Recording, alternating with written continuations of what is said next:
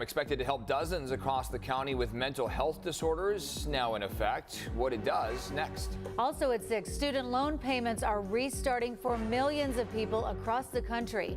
We're working for you to help borrowers save money.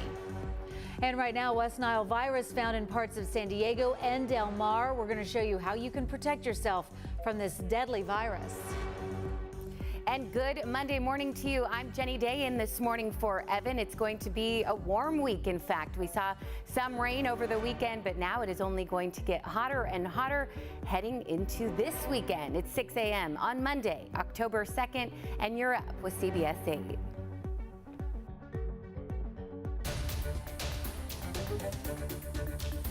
We have breaking news this morning. A murder investigation underway right now in Vista after someone stabbed a man to death. Sheriff's deputies telling us that they were called to this scene last night on East California Avenue and Massachusetts Avenue. You can see the crime scene tape up there, lots of flashing lights.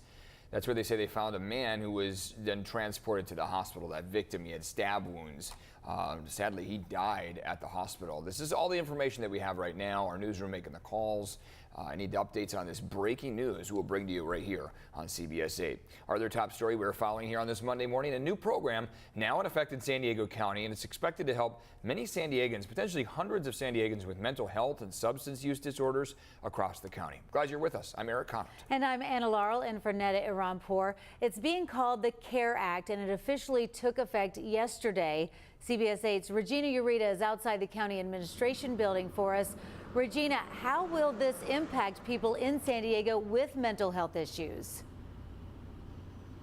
Well, good morning, Eric and Anna Laurel. Now, the CARE Act actually stands for Community Assistance Recovery Empowerment. And like you said, it's a pilot program that started yesterday, and it's supposed to help treat people living with untreated mental health challenges. Now, 7 California counties implemented the CARE Act, including San Diego.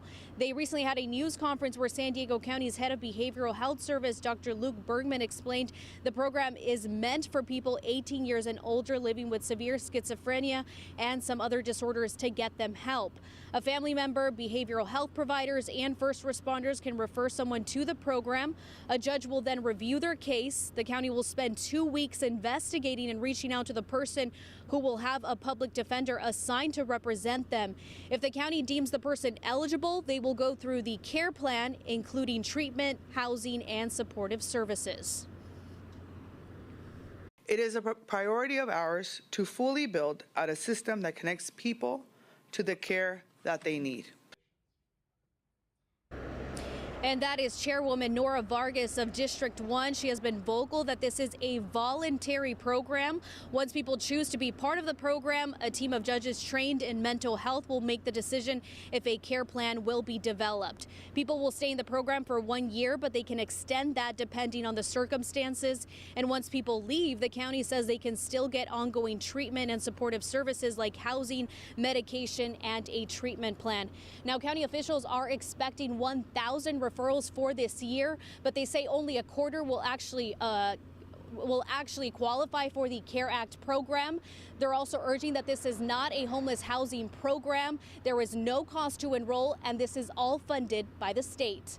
I'm Regina Ureta reporting outside of the county administrative building. I'll send things back to you guys.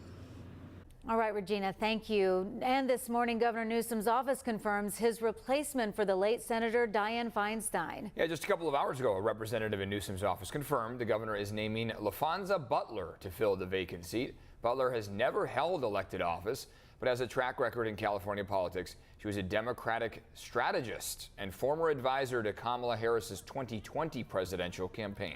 She also leads Emily's List. That's an organization that focuses on electing Democratic women who support abortion rights. Butler will serve until the next elected senator is sworn in. That's currently scheduled for January 3rd, 2025. Right now, more than 75,000 Kaiser Permanente workers are prepared to go on strike after their contract expired over the weekend. A 3-day strike will happen starting October 4th if Kaiser and the coalition of Kaiser Permanente unions can't come to a new agreement. Kaiser released a statement yesterday saying it's making progress and, quote, contract expirations do not mean a strike will happen. We remain optimistic that we will reach an agreement and avoid an unnecessary strike, which the coalition unions have called for starting on Wednesday morning, October 4th. And this morning, student loan payments are restarting for millions of Americans. They were paused for 3 years during the pandemic. The Consumer Financial Protection Bureau says 1 in 5 student loan borrowers will now likely be financially struggling. CBS 8's Chris Groh live in the studio here, working for you to help borrowers save some money here. Chris? Yeah, good morning, Eric and Anna. And look, this time of the year, a lot of people have been dreading, but also realized wasn't likely going anywhere after the student loan repayment forgiveness plan failed. So student loan repayments, they have started. So for some, that may not be a big deal, but for many, it's an amount of money they either haven't factored into their budget for 3 years or even an unaffordable payment that it has seemingly grown. So at CBS 8, we're working for you to go over your options. So the White House, first of all, is offering the SAVE plan. It looks at a person's monthly income and the size of their family to potentially lower those monthly payment amounts. It won't change the amount that you borrowed, but it will reduce how much you have to pay. Once you've done that, you can start to budget. Now, some of you may have waited till now, and that's okay, but don't keep waiting. Go online, make a long-term plan based on what it is that you owe, how much you have to pay, and what your goals are. One financial advisor tells us that a lot of folks are going to be shocked when the payments are due.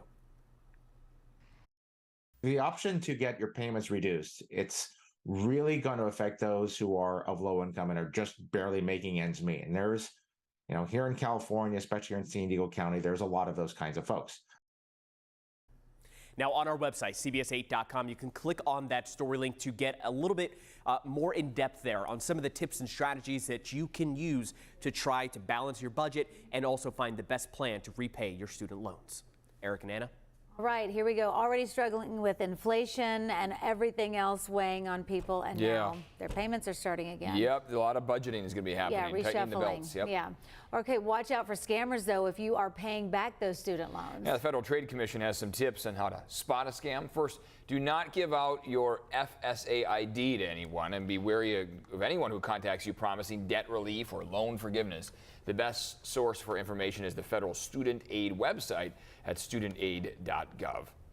Right now, crowds of migrants are getting larger at the U.S. border as they wait for their chance to cross over and start a new life. Local organization Casa Familiar is helping them navigate the process once they make it into the U.S. They say right now they're running out of money as they try to help the bus loads of migrants get to their final destinations. We're using our own reserves and we're depending on donations and philanthropy to provide this support. A lot of the people here have family that they can go to, but they don't know the American system, how to get a ticket, how to go through airport security, how to just get to the airport. Now, according to Supervisor Jim Desmond, 10,000 migrants have been dropped off across San Diego County in the last 15 days. This morning, we are continuing to track gas prices as they now start to see a small drop. Today is the third consecutive day San Diego County is seeing the average price per gallon drop here. It dropped by ½ cent from yesterday. It's amazing how quickly they go up, right? But then they drop just a little bit. Right now, the average price is $6.23. It was $6.04 a week ago. This follows Governor Gavin Newsom's letter to California's Air Resources Board last week, telling the board to finally deliver the winter blend of gas to stations across the state. Remember, the rest of the nation switched to the winter blend in mid-September. Analysts say the winter blend is about 20 to 25 cents per gallon cheaper than the summer blend. Gas Buddy is projecting more relief is on the way and is advising Californians, look, if you can hold off on buying gas right now, each day it's going to go down a little bit more, so best to fill up as late as you can. This morning, the West Nile virus has been detected in mosquitoes near parts of Del Mar and San Diego. Back in 2015, 55 San Diegans tested positive for the virus and 6 of them died, so we're hoping to not have a repeat of that year. CBS 8's Ariana Cohen talked to a local doctor to learn what symptoms you can expect and how to prevent catching this deadly virus. County environmental health officials are urging San Diegans to follow the prevent, protect, and report guidelines against mosquitoes potentially carrying the West Nile virus. A batch of mosquitoes recently collected from the north end of Los Penasquitos Lagoon tested positive for the West Nile virus, according to San Diego County officials. This marks the first sign of West Nile in mosquitoes this year for the county. People shouldn't worry just yet. So far, there are no reports of anyone contracting the virus. I don't think West Nile virus is rampant in San Diego County. West Nile is a mosquito-borne virus that causes disease in people, horses, and birds. It starts when mosquitoes get infected by biting infected birds, then transfer it to people through bites.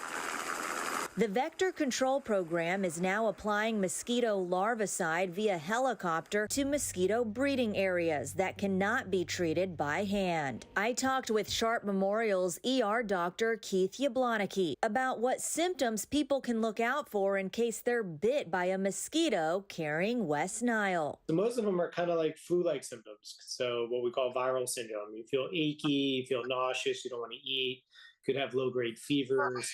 A lot of body aches, headache, things along those lines. People that are very sick, they're going to have what we call photophobia, where the light bothers them, almost like a migraine headache. You can prevent mosquito breeding and lower your chances of getting bit by dumping any items that hold standing water. Dr. Yablonski says it's also important to protect yourself. DEET, bug spray, anything, long clothing, covering your arms and legs to keep yourself from getting bit by the mosquito is really the best preventative.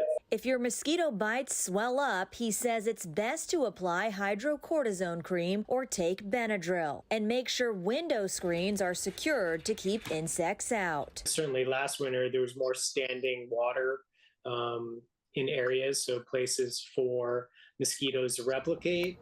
And they're at least calling, from what I've heard, of a potential wet winter again. You can report mosquito activity to the Vector Control Program, and there are also more tips to help fight the bite. We have helpful links at CBS8.com.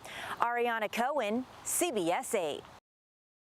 All right, Ariana, you've given us all the creepy crawlies now this morning, all those mosquitoes. Yeah, seeing them.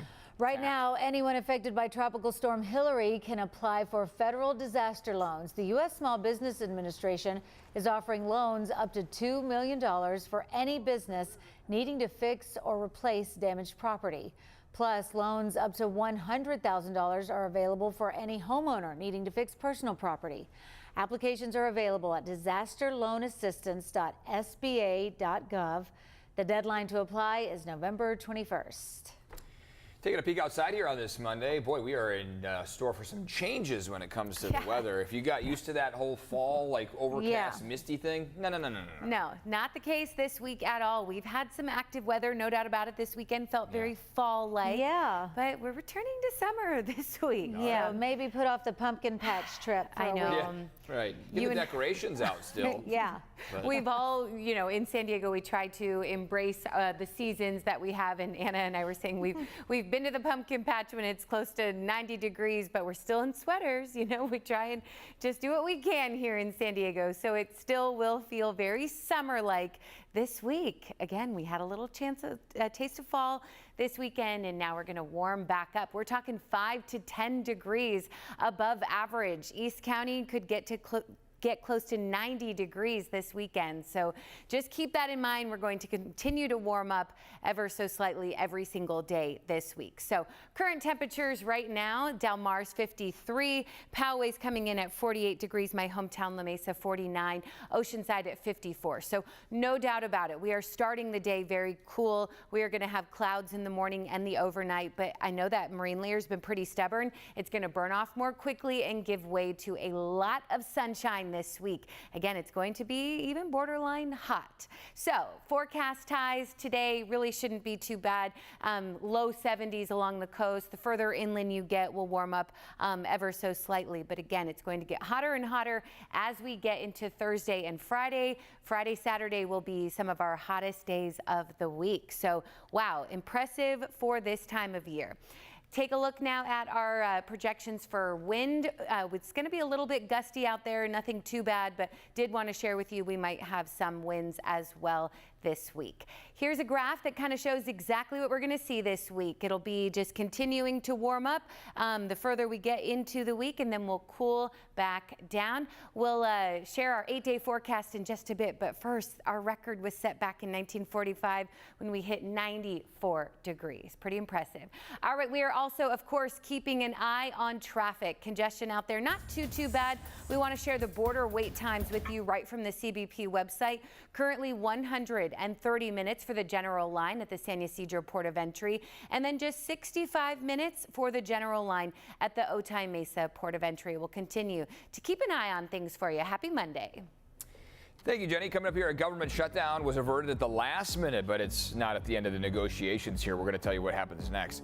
Also, new video here showing the moment a roof of a church collapses in northern Mexico, killing 9 and injuring a dozen others. Plus, the infamous Sphere at the Las Vegas Venetian Resort is now open. A look inside the Sphere next.